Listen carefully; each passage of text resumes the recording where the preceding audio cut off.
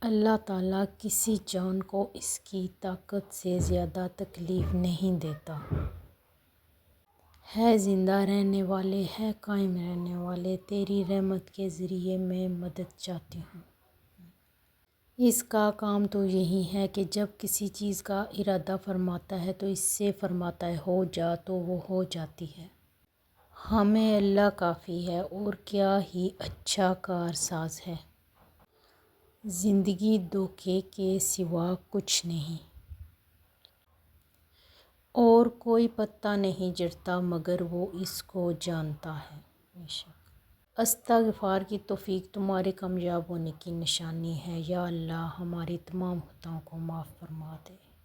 بہت ہی بابرکت ہے آپ کے اس رب کا نام جو عزت و جلال والا ہے۔ وہ رحمان ہے جو عرش پر قائم ہے۔ ایمان کے ساتھ ایک جھونپڑی میں رہنا کفر کے ساتھ محل میں رہنے سے بہتر ہے۔ اللہ تعالیٰ کسی جان کو اس کی طاقت سے زیادہ تکلیف نہیں دیتا۔ اور نصیحت کرتے رہو کیونکہ نصیحت ایمان لانے والوں کو فائدہ دیتی ہے۔ اور ہماری ذمہ داری اس سے زیادہ نہیں کہ صاف صاف پیغام پہنچا دیں۔ چنانچہ جو لوگ ایمان لائے تھے اور انہوں نے نیک عمل کیے تھے ان کو تو جنت میں ایسی خوشیاں دی جائیں گی جو ان کے چہروں سے پھوٹ رہی ہوں گی۔ ہے لوگو اپنے اس پروردگار کی عبادت کرو جس نے تمہیں اور ان لوگوں کو پیدا کیا جو تم سے پہلے گزر گئے تاکہ تم متقی بن جاؤ۔ بے شک متقی لوگ امن کی جگہ میں ہوں گے۔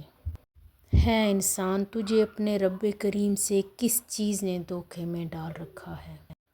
البتہ جن لوگوں نے توبہ کر لی اور ایمان لے آئے اور نیک عمل کیے تو پوری امید ہے کہ وہ ان لوگوں میں شامل ہوں گے جنہوں نے فلاح پائی۔ حقیقت تو یہ ہے کہ تمام مسلمان بھائی بھائی ہیں، اس لیے اپنے دو بھائیوں کے درمیان تعلقات اچھے بناؤ اور اللہ سے ڈرو تاکہ تمہارے ساتھ رحمت کا معاملہ کیا جائے۔ ہم ہی زندگی دیتے ہیں اور ہم ہی موت دیتے ہیں اور ہم ہی سب کے وارث ہیں۔ در حقیقت اللہ لوگوں پر بہت شفقت کرنے والا اور مہربان ہے۔ بے شک وہ اسے دوبارہ پیدا کرنے پر پوری طرح قادر ہے۔ اور جو شخص اللہ پر توکل کرے گا اللہ اسے کافی ہوگا۔ تم اپنے رب عظیم کے نام کی تسبیح کرو۔ جزاک اللہ۔